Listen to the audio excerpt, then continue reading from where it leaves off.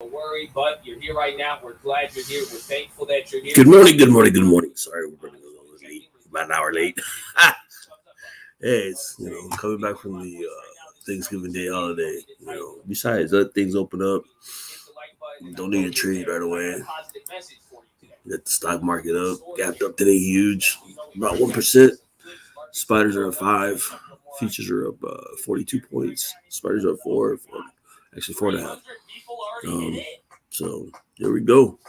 Let's see what we can do today. Let's see if we can scalp and make some dough. Don't worry me. I came in long to the market. Let me show you my positions. I came in long gold, oil. Gold. That's a gold futures contract spread. Long some Amazon debit spreads. Long some Canopy. Doing a little bit of buying of Canopy down here. Been getting crushed. Down here, $11. Long some DraftKings. As long as some Tesla puts expire this week. I got 4 days left. It was a put spread, 900, the 905s. It was a little $900 lottery ticket, so to speak, that if Tesla would have kept on coming down, it would have filled the gap, but it was down there at 900. And a little $90 ticket could have turned into $5,000 profit. Yeah. So I don't know what the percentage is on that, but hey, it was worth the shot, for $100. And I was up $300-$400 on the trade, but I held it over the weekend. See, they always say no whole things overnight, but you can't go broke taking a profit, but you can't get rich either. So sometimes you gotta take a swing. You just gotta take that swing. And same goes with the VIX. Oh, there we go. Money coming back in. Long 25. I had some last week, but I took profits on Friday.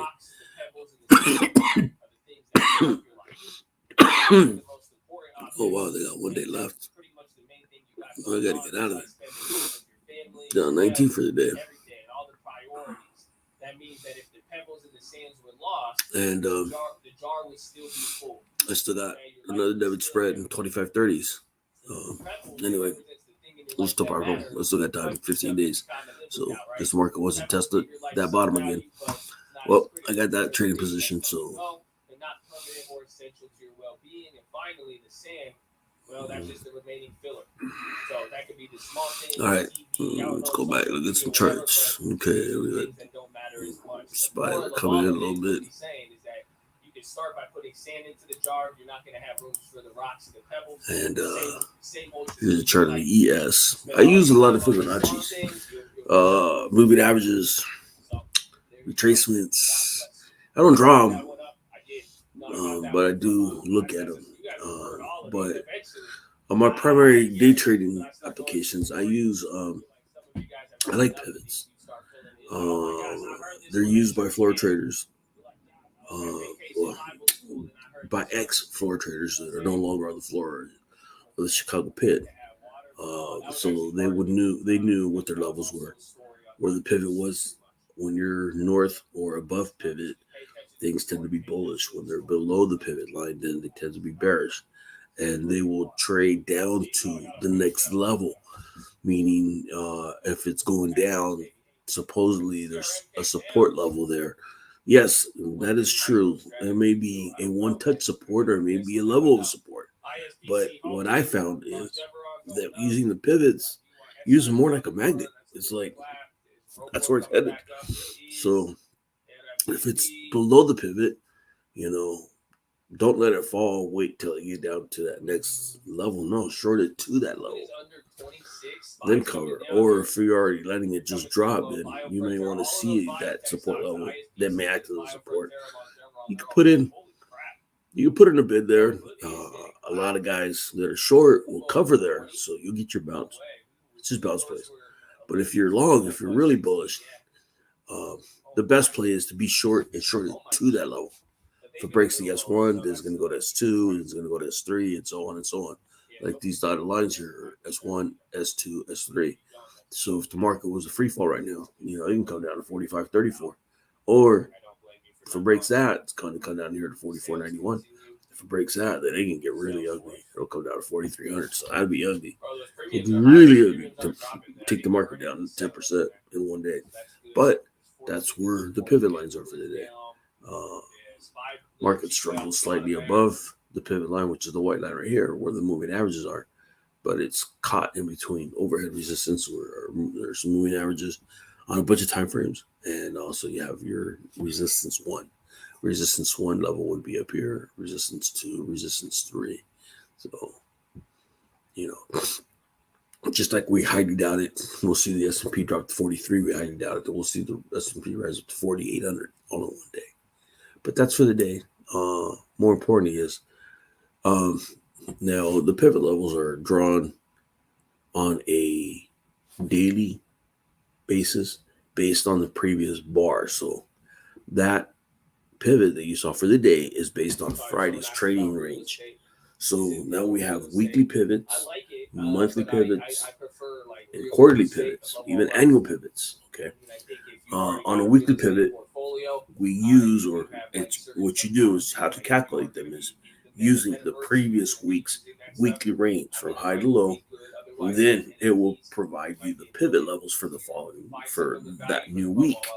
And those don't change. That will be there for the entire week. So we'll have a pivot level, your R1, 2, 3, and then you'll have your S1, 2, 3. And the same goes for the monthly chart. On the monthly chart, it's only using the previous month's activity, that whole month's range. So right now we're currently in November. We got 2 days left. So for November, we're using October's trading range. Come December, we will be using November's trading range. And November's trading range, I think it's fairly shallower than October. So it's even going to be tighter. So more than likely, usually whenever you get tight trading ranges, expect a big breakout. The following, when it does break out, expect a huge move. So come December, we're going to have a tight trading range for November. And wow, it's going to be interesting. It's for December because that's going to take us into January. So looking forward to see what that looks like. But let's go take a look at the weekly pivot. So here's our pivot. So we're just sitting on market, just saying, I want to chill right here on pivot. The bears just want to sit there. The bulls just want to sit there. Nobody's trying to take any direction. We're trying to push their trades or the direction heavily at one point at this point.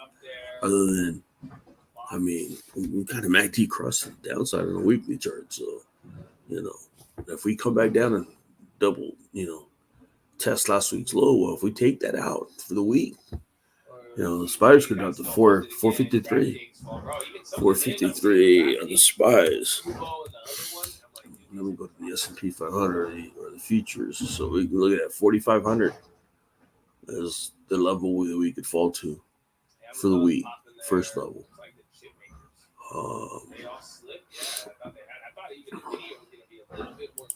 And for the month, let's see, I was still looking for like November.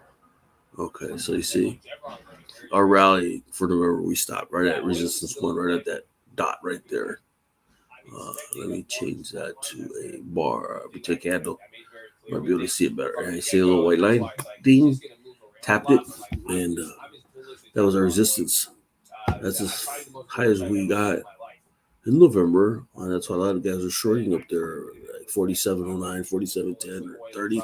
Whatever that number was. I think it was 23 or something like that. 20s, 30s. There's a lot of shorts being put up there. A lot of, technically you're supposed to lighten up, So what you got Friday, it was the largest move in 7 years. The 7th largest move in history on oil. So that's where it's so I'm thinking in the next 6 months, 12 months, we're just gonna that's gonna be a play I'm gonna hit a lot in 2022, God willing. Just because I think you're gonna get let's look at some positions here. Let's look at this Tesla. Yeah, Tesla busted out, broke through. It held that support level. Blocks moving. HLIT. I knew it was held up strong 2 days down there. Today it's $50, and this is ripping higher. Above pivot, today's low is R1. It's right through R2, and it wants to test for that 1146.66, which is just the R3. If the market does break back out higher, that's where it wants to go. Wow, how quickly things change. How this chart went from bearish to bullish setup, because when it was before this, it held here on the 20. It was put in this lower high. Here's the all-time high. Here's your ABC pattern.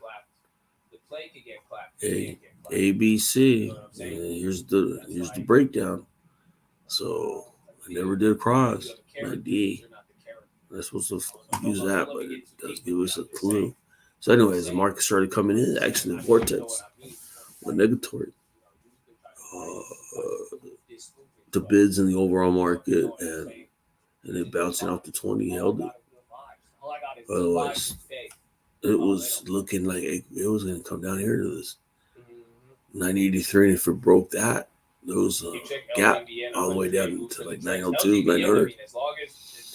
That's why I said, hey, I'm gonna take a swing down there for $90. Try to make $5,000 towards the shot. It's a lotto ticket. So LG, I mean, if all the other, and it's a biotech too, you have to realize when the market freaks out, surprisingly, this is the best thing that could have happened for LGBN, because people. This market's gonna have a Tesla, because this MACD crossed down here from the downside. More, it's higher likely it's gonna.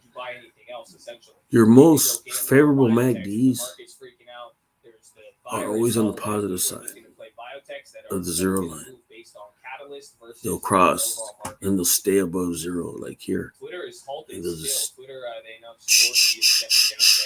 keep going. But when it's negatory like this, we're having this setup. See, it's below the zero line. So when Tesla broke, it came down here, it crossed. Just because it crossed, it didn't keep going up, right? So I had to roll. It rolled back over one more time. It rolled over, then had a bounce, then it went up, got above zero, tested it. It's like a little peekaboo. Oh, okay, it's nice and it doesn't look too bad up here. It didn't get whack-a-mode, but it rolled over. So it rolled over, bounced off the 200 period. You got a MACD cross, then right up in here, got into this chop. Well, my buddy calls it Pinot pitch. Oh, shoot. That's actually surprising. That's a big shift from the morning. The Dow and the Russell are red. Oh, wow. There we go. See? That's what we're talking about. Bada bing, bada bang. Okay, so let's see what's going on with this. Right? That's why you get the 5 out. While the long term works for you. Oh, the rush. You know to choose HD for the downside on the watch list.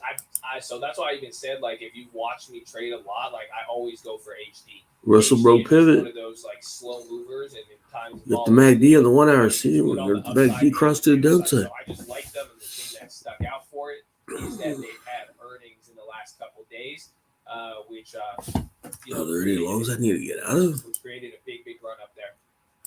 Let's save some equity. It's already fucking down. Use my fridge.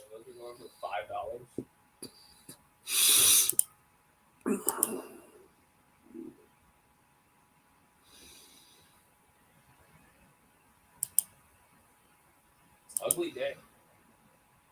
Oh, I didn't do the YouTube comment play. Yo, thank you. Yo, man, my bad. I forgot. It was a Jamia. I didn't buy the random play yet. I gotta do it right now. Should I buy these back?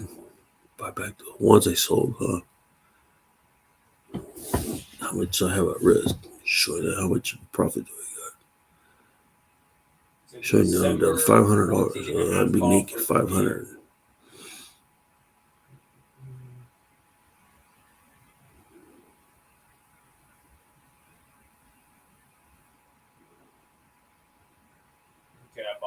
Twitter name CTO Parag Agarwal. See, if I buy back these puts, the ones that I sold, I'm actually up 400. The ones that I bought, I'm down 500.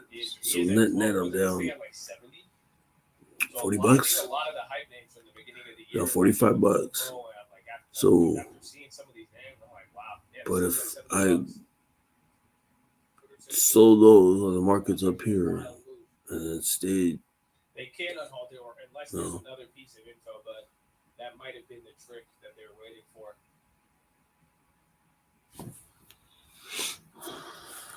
Bro, this thing went up down 6, up 6, down 3, and that's still holding 3. Yeah, Twitter, no changes in the fourth quarter and full year outlook or 2023 goals. So that seems to be the news they were waiting for. They named Brett Taylor as independent chair. Twitter's Dorsey believes company is ready to move on from founders. The Dorsey's just leaving. I don't know. He's probably still gonna have a shit. I mean, again, Dorsey makes most of his money off of Square. A lot of people, like, again, Twitter doesn't make money like that. So, like, when you look at the wealth of Jack Dorsey, most of it is from Square. I think I could even show you.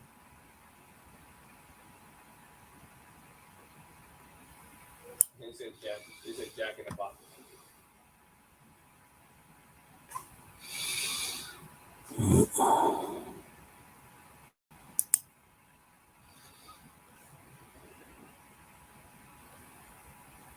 Let's see.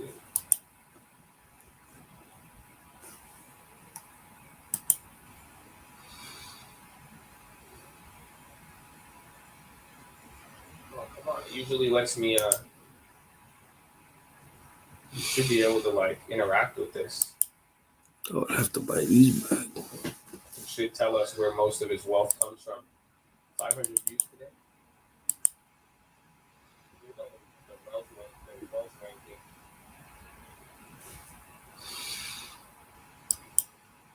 I'm going to show you the little, like, there's a wedge that.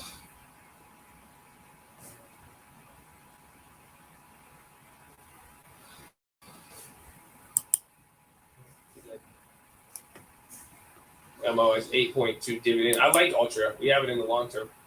They fell a lot recently, and I think we're actually negative on it now. Like break even, but I actually do like them here. I mean, if we do get a value rotation, I think they could be a little bit hot, but we'll see. 6 month, baby. Pre-approved for $250K and hold it the long term. Or amen. That's what we need. I like it. Low property, long term. You got it. Figure in it. That's the secret to life, bro. God bless. God bless. And new CEO. We'll see if Twitter gets unhalted. Again, a lot of other movement here today. I mean, Twitter still clapped off that. SPY bouncing off the bottom. The Dow did not go red. The Dow is about to. So we'll see how that one plays out. CRM still holding good.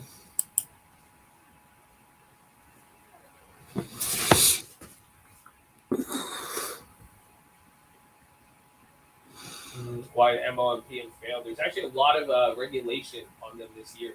So there's like stuff about, I think, antitrust and combining, not to mention the cigarette laws, taxes, the Newports, all of those little things in between. That has been that's had a big effect. Job8 UK is considering economic impact on COVID rules. CRM starting to surge up a little bit. A lot of things are catching steam off the bottom. I mean, Dow did not go red. We'll see what happens. But ladies and gentlemen, we're live Monday through Friday, 30 minutes before opening. Drop your thumbs up on the video. Make sure to subscribe. You're on mobile. Press high chat. X out the chat. Hit the thumbs up button. Stick a link to the everybody. Channel first. Like the Stream Alerts Bootcamp and Real Estate course. Follow me on Instagram at the Trading Fraternity.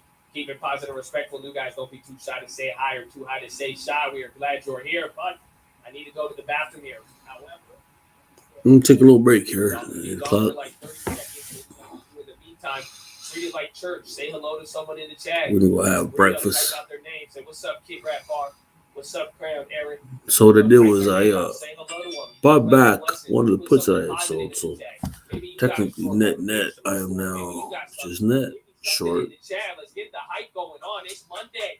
The markets have bounced. They're in the game. You can't get clapped. Oh, they don't feel me, man. They don't feel me. I'm going to go to the bathroom. I'll be right back. I love you. Follow me on Instagram at The Trading Fraternity. If you ever miss any of the long-term plays, we update it on there. So if you even go to my Instagram now, you can see all of our portfolios and all of the stocks that we're holding. Okay, I'm going to bathroom. Okay, guys. We'll check back here in a little bit.